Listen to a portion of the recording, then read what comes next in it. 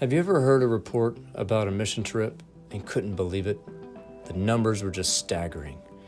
Well, that's how I felt year after year, hearing about the hundreds of people being saved in Uganda during a short-term mission trip, until now. After going on this E3 Partners trip and being a part of the work of God to multiply disciples, now I know that these results are more than legitimate. This year's trip in 2024 was focused on the northern part of Uganda, in a city called Lira.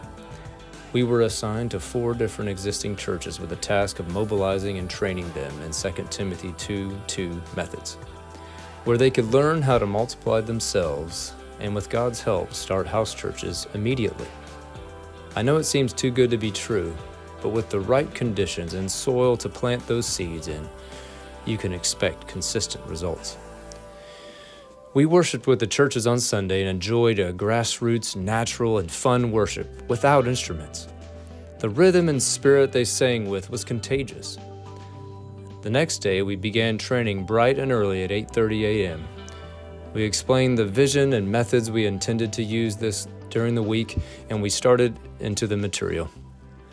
After lunch, we split into smaller teams and took nothing with us but a prayer and a desire to see the lost found and saved. The churches saw immediate results, and many had appointments the next day to meet again with those who received the message and the messenger. These were our houses of peace. As the week went on, the teams were able to use the skills in their outreach, and they were able to teach back to us what they had learned. We kept track of those who trusted in Jesus and those we could try to start house churches with. The local church there was beginning to see how they could be responsible for the lost souls around them. God was multiplying the work 100 times the amount we put into it. It really is amazing to be a witness to these things. Here are the results of the 5 days of training and outreach. In total, 97 Ugandans were trained. 656 heard the gospel.